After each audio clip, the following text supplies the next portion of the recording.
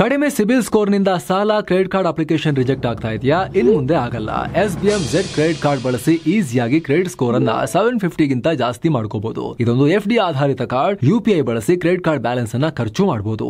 FD ಗೆ RBI ಗ್ಯಾರಂಟಿಯೊಂದಿಗೆ 7% interest ಕೂಡ ಸಿಗುತ್ತೆ. 30 ದಿನದಲ್ಲೇ ಕ್ರೆಡಿಟ್ ಸ್ಕೋರ್ ನಲ್ಲಿ ಇಂಪ್ರೂವ್ಮೆಂಟ್ ಕೂಡ ನೋಡಬಹುದು. ಡಿಸ್ಕ್ರಿಪ್ಷನ್ ಹಾಗೂ ಪಿನ್ ಕಾಮೆಂಟ್ ನಲ್ಲಿರೋ ಲಿಂಕ್ ಮೂಲಕ Z ಆಪ್ ಡೌನ್ಲೋಡ್ ಮಾಡಿ.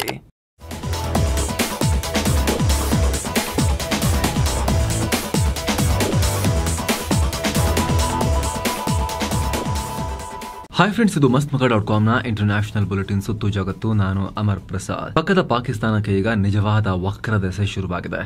ಪಾಕಿಸ್ತಾನದ ಒಳಗಿರೋ 2 ದೊಡ್ಡ ಬಂಡುಕೋರ ಗುಂಪುಗಳು ಪಾಕ್ ಆಡಳಿತದ ವಿರುದ್ಧ ಪೂರ್ಣ ಪ್ರಮಾಣದ ದಂಗೆಯನ್ನ ಶುರು ಮಾಡಿವೆ. ಇತ್ತೀಚೆಗೆ ಬಲೂಚಿಸ್ತಾನದಲ್ಲಿ Baloch liberation front operation bomb ಅಥವಾ ಆಪರೇಷನ್ ಸೂರ್ಯೋದಯ ನಡೆಸಿ ಪಾಕ್ ಸರ್ಕಾರ ಮತ್ತು ಸೇನೆಗೆ ಸೇರಿದ ಇನ್ಫ್ರಾಸ್ಟ್ರಕ್ಚರ್ ಮೇಲೆ ಭಾರೀ ದಾಳಿ ಮಾಡಿದ್ರು. ಈಗ ಅದಕ್ಕೆ ಬಲೂಚ್ ನ್ಯಾಷನಲ್ ಮೂವ್ಮೆಂಟ್ ಅನ್ನೋ ಇನ್ನೊಂದು ಬಲೂಚಿ ಗುಂಪು ಕೂಡ ಸಪೋರ್ಟ್ ಕೊಟ್ಟಿದೆ. ನಾವು ಯಾವುದೇ ಕಾರಣಕ್ಕೂ ಪಾಕಿಸ್ತಾನದ ಭಾಗ ಅಲ್ಲ ಅಂತ ಡಿಕ್ಲೇರ್ ಮಾಡ್ಕೊಂಡಿದ್ದಾರೆ. ಗಮನಿಸಬೇಕಾದ ಸಂಗತಿ ಅಂದರೆ ಇವರು ಪಾಕಿಸ್ತಾನದ ರಾಜಕೀಯ ಪಾರ್ಟಿ ಕೂಡ ಆಗಿದ್ರು. ಈಗ ಇವರೂ ಈ ಶಸ್ತ್ರ ಕ್ರಾಂತಿಗೆ ಬೆಂಬಲ ಕೊಟ್ಟಿದ್ದಾರೆ. ಬಲೂಚಿಸ್ತಾನವನ್ನು ಪಾಕಿಸ್ತಾನದಿಂದ ಸ್ವತಂತ್ರಗೊಳಿಸೋ ನಮ್ಮ ಪರಿಶ್ರಮದಲ್ಲಿ ಆಪರೇಷನ್ ಬಾಂಬ್ ದೊಡ್ಡ ಬೆಳವಣಿಗೆ. ಬಲೂಚಿಗಳಿಗೆ ತಮ್ಮ ಭವಿಷ್ಯವನ್ನು ತಾವೇ ಮುನ್ನಡೆಸೋಕೆ ಅವಕಾಶ ಇರಬೇಕು. ಅವ್ರು ರೆಡಿ ಆಗ್ತಿದ್ದಾರೆ. ಇನ್ನು ಮುಂದೆ ಪಾಕಿಸ್ತಾನದ ಕಂಟ್ರೋಲ್ನಲ್ಲಿ ಇರೋಕೆ ನಮಗೆ ಯಾರಿಗೂ ಇಷ್ಟ ಇಲ್ಲ. ಈಗ ನಮ್ಮ ಬಲೂಚಿಗಳು ಸಾಮಾನ್ಯ ಪ್ರತಿಭಟನೆಗಳನ್ನು ಮಾಡ್ತಾ ಇಲ್ಲ. ಬದಲಿಗೆ ಪ್ಲಾನ್ ಮಾಡಿ ಪಾಕಿಸ್ತಾನದ ದಬ್ಬಾಳಿಕೆ ವಿರುದ್ಧ ಕಠಿಣ ಕ್ರಮ ತಗೊಳ್ತಾ ಇದ್ದಾರೆ.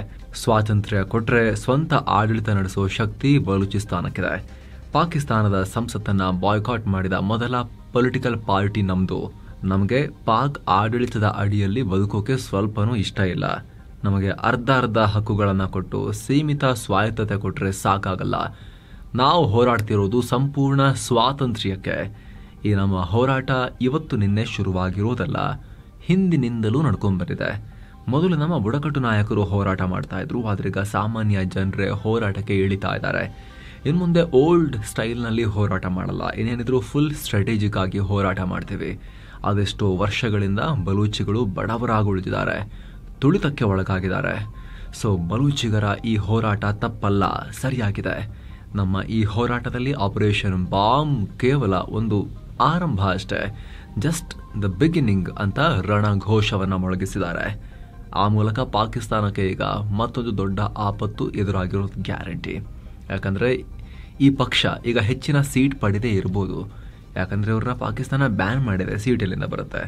ಆದರೆ ಇವರಿಗೆ ಬಲೂಚಿಸ್ತಾನದಲ್ಲಿ ಸಿಕ್ಕಾಪಟ್ಟೆ ಸಪೋರ್ಟ್ ಇದೆ. ಇದರ ನಾಯಕ ಗುಲಾಮ್ ಮೊಹಮ್ಮದ್ ಬಲೂಚ್ ಪಾಕಿಸ್ತಾನದಲ್ಲೇ ಎಲ್ಲ ಕಡೆನೂ ಫೇಮಸ್ ಆಗಿದ್ರು. ಈಗ ಇವರು ಕೂಡ ಬಲೂಚಿಸ್ತಾನದ ಈ ಕ್ರಾಂತಿಗೆ ಓಪನ್ ಸಪೋರ್ಟ್ ಕೊಟ್ಟಿದ್ದಾರೆ. ಮತ್ತೊಂದು ಕಡೆ ಇಮ್ರಾನ್ ಪಡೆ ಕೂಡ ದಂಗೆ ಎದ್ದಿದೆ. ಇವರಿಗೆ ಸೇನೆ ಕಂಡ್ರೆ ಆಗ್ತಾ ಇಲ್ಲ.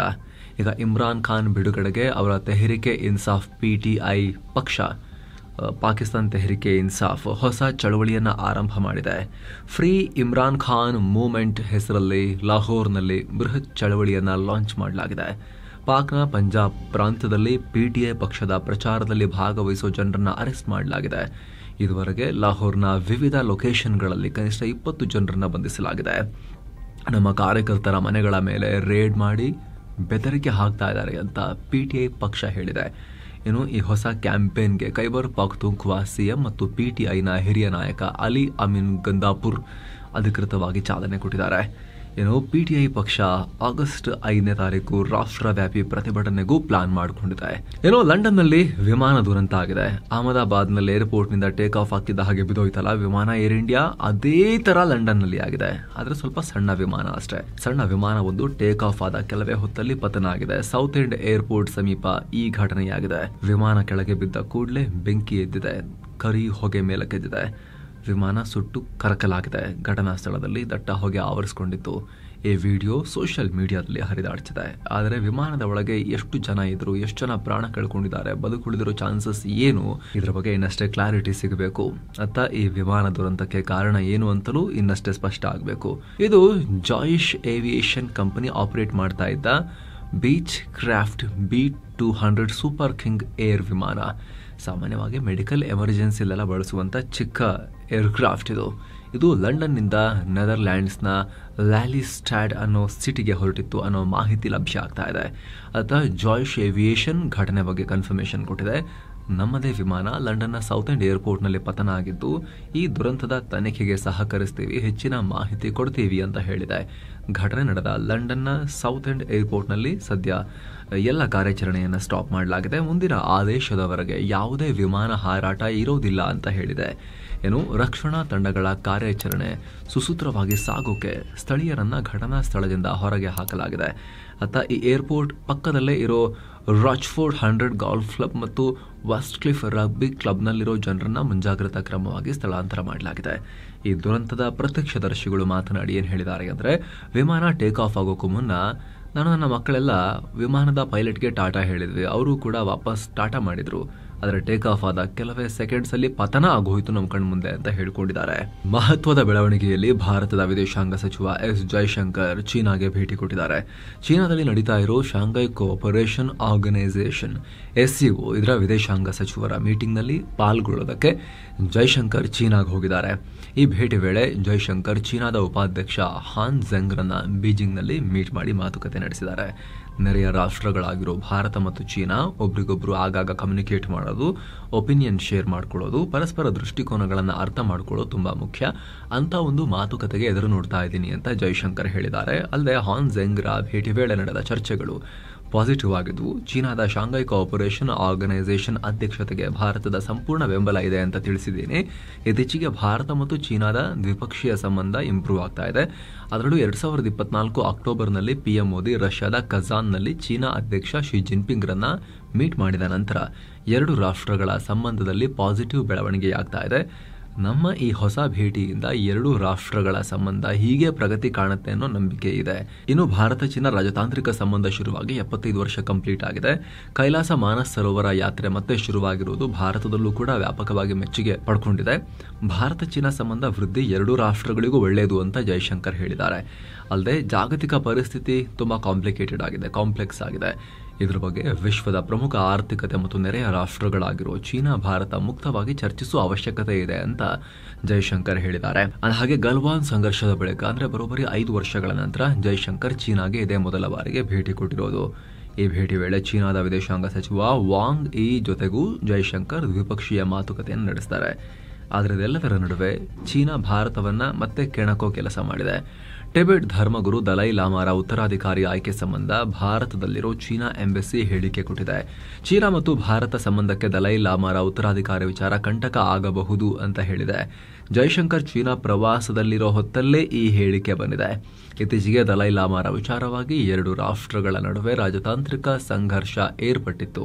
ದಲೈ ಲಾಮಾ ಆಯ್ಕೆ ನಮ್ಮ ಹಕ್ಕು ಅಂತ ಚೀನಾ ಹೇಳಿತ್ತು. ಕಮ್ಯುನಿಸ್ಟ್ ಪಾರ್ಟಿಯ ಒಂದು ಫೈನಲ್ ಡಿಸಿಷನ್ ಆಗ್ಬೇಕಿದ್ರಲ್ಲಿ ಅಂತ, ನಮ್ಮ ಒಪಿನಿಯನ್ ಮಾಡಂಗಿಲ್ಲ ಅಂತ.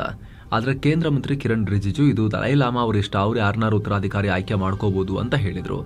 ಅರುಣಾಚಲ ಪ್ರದೇಶದ CM ಪೇಮಾ ಖಂಡು ನಾವು ಟಿಬೆಟ್ ಜೊತೆಗೆ ಗಡಿ ಹಂಚಿಕೊಂಡಿದ್ದೀವಿ, ಚೀನಾ ಜೊತೆಗೆ ಅಲ್ಲ ಅನ್ನೋ ಹೇಳಿಕೆಯನ್ನು ಕೊಟ್ಟಿದ್ರು. ಚೀನಾ ಕೂಡ ಎಚ್ಚರಿಕೆಯಿಂದ ಮಾತನಾಡಿ ಅಂತ ಧಮಕಿ ಹಾಕಿತ್ತು. ಈಗ ಈ ಡೆವಲಪ್ಮೆಂಟ್ಸ್ ಆಗಿವೆ. ಟ್ರಂಪ್ ಅಧಿಕಾರಕ್ಕೆ ಬಂದ ಮೇಲೆ ಅಮೆರಿಕದಲ್ಲಿರೋ ಅಕ್ರಮ ವಲಸಿಗರಿಗೆ ಗಂಡಾಂತರ ಬಂದಿದೆ. ಈಗ ಅಕ್ರಮ ವಲಸಿಗರನ್ನ ಕೂಡಲೇ ಗಡಿಪಾರು ಮಾಡೋಕೆ ಅಮೆರಿಕದ immigration and customs enforcement ICE ದೊಡ್ಡ ಪ್ಲಾನ್ ಮಾಡ್ತಾ ಇದೆ. ಗಡಿಪಾರು ಮಾಡೋ ಬಗ್ಗೆ ವಲಸಿಗರಿಗೆ ಜಸ್ಟ್ 6 ಗಂಟೆಗಳ ಮುಂಚೆ ನೋಟಿಸ್ ಕೊಡಲಾಗುತ್ತೆ. 6 ಗಂಟೆ ನಂತರ ತಕ್ಷಣವೇ ಗಡಿಪಾರು ಮಾಡಲಾಗುತ್ತೆ. ಅದು ಕೂಡ ವಲಸಿಗರ ಸ್ವಂತ ದೇಶಕ್ಕೆ ಗಡಿಪಾರು ಮಾಡಲ್ಲ, ಬೇರೆ ಯಾವುದೋ 3ನೇ ರಾಷ್ಟ್ರಕ್ಕೆ. ಅಲ್ಲಿ ವಲಸಿಗರು ಸೇಫ್ ಆಗಿರ್ತಾರೆ ಅನ್ನೋ ಗ್ಯಾರಂಟಿ ಕೂಡ ಇರೋದಿಲ್ಲ. ಈ ಕುರಿತು ICE ಡೈರೆಕ್ಟರ್ ಟಾಡ್ ಲಿಯಾನ್ಸ್ ತಮ್ಮ ಉದ್ಯೋಗಿಗಳಿಗೆ ಮಾಹಿತಿ ಕೊಟ್ಟಿದ್ದಾರೆ ಅಂತ ವಾಷಿಂಗ್ಟನ್ ಪೋಸ್ಟ್ ರಿಪೋರ್ಟ್ ಮಾಡಿದೆ. ಹಾಗೆ ಅಮೆರಿಕದ ಸುಪ್ರೀಂ ಕೋರ್ಟ್ ಇತ್ತೀಚೆಗಷ್ಟೇ ತಕ್ಷಣ ವಲಸಿಗರನ್ನ ಡಿಪೋರ್ಟ್ ಮಾಡಬಹುದು, ಅದು ಕೂಡ 3ನೇ ದೇಶಕ್ಕೆ, ಅಲ್ಲಿ ಯಾವುದೇ ಸೇಫ್ಟಿ ಇಲ್ಲದಿದ್ರೂ ಮಾಡಬಹುದು ಅಂತ ಟ್ರಂಪ್ ಆಡಳಿತದ ಪರವಾಗಿ ತೀರ್ಪು ಕೊಟ್ಟಿತ್ತು. ಅದರ ಬೆನ್ನಲ್ಲೇ ಈ ಬೆಳವಣಿಗೆಯಾಗಿದೆ. ಇನ್ನು ಸಾಮಾನ್ಯವಾಗಿ 3ನೇ ದೇಶಕ್ಕೆ ಗಡಿಪಾರು ಮಾಡುವಾಗ ಆಯಾ ವಲಸಿಗರಿಗೆ 24 ಗಂಟೆಗಳ ಮುಂಚೆ ನೋಟಿಸ್ ಕೊಡಲಾಗುತ್ತೆ. ಆದರೆ ಕೆಲ ತುರ್ತು ಟೈಮ್ನಲ್ಲಿ 6 ಗಂಟೆ ಟೈಮ್ ಮಾತ್ರ ಕೊಡಲಾಗುತ್ತೆ. ಟ್ರಂಪ್ ಆಡಳಿತದ ಈ ನಡೆಗೆ ಬಹಳ ಈಗ ಪರ ವಿರುದ್ಧ ಚರ್ಚೆ ನಡೀತಾ ಇದೆ. ಯಾಕಂದ್ರೆ ಈ ರೀತಿ ಮಾಡೋದ್ರಿಂದ ಸಾವಿರಾರು ಜನ ಸಮಸ್ಯೆಗೆ ಸಿಲುಕು ಹಾಕೊಳ್ತಾರೆ. ಈ ವಲಸಿಗರು ಶಾಶ್ವತವಾಗಿ ಕುಟುಂಬದಿಂದ ದೂರ ಆಗೋ ಅಪಾಯ ಇದೆ ಅಂತ ಹೇಳಿ ಈ ವಲಸಿಗರ ಪರ ಇರೋರು ಹೇಳಿದ್ರೆ, ಬರಕ್ಕೆ ಯಾರು ಹೇಳಿದ್ದು? ಅವ್ರನ್ನ ಅಕ್ರಮ ವಲಸಿಗರನ್ನ ಇಲ್ಲಿಗಲ್ ಆಗಿ ಅಮೆರಿಕಾಗೆ ಬೇಲಿ ಹಾರ್ಕೊಂಡು ದಾಟಕ್ಕೆ ಯಾರು ಹೇಳಿದ್ದು? ನಮಗೇನು ಮಾಡೋಕ್ಕಾಗಲ್ಲ, ನಮ್ಮ ಕೆಲಸ ಅಲ್ಲ ಅದು, ಅವ್ರ ಸೇಫ್ಟಿ ನೋಡ್ಕೊಳ್ಳೋದು ಅನ್ನೋದು ಅವ್ರನ್ನ ಹೊರಗೆ ಹಾಕಬೇಕು ಅಂತ ಹೇಳ್ತಿರೋ ಟ್ರಂಪ್ ಮತ್ತು ಅವರ ಬೆಂಬಲಿಗರ ವಾದ. ಇನ್ನು ಇದೆಲ್ಲದರ ನಡುವೆ ಯೂನಸ್ ನೇತೃತ್ವದ ಬಾಂಗ್ಲಾ ಸರ್ಕಾರ ಭಾರತಕ್ಕೆ ಮಾವಿನ ಹಣ್ಣು ಕಳಿಸಿದೆ. ಸೌಹಾರ್ದತೆಯ ಸೂಚಕವಾಗಿ ಬಾಂಗ್ಲಾ ಭಾರತಕ್ಕೆ ಪ್ರಸಿದ್ಧ ಹರಿಭಂಗಾ ತಳಿಯ 1,000 ಕೆಜಿ ಮಾವಿನ ಹಣ್ಣನ್ನು ಕಳಿಸಿಕೊಟ್ಟಿದೆ.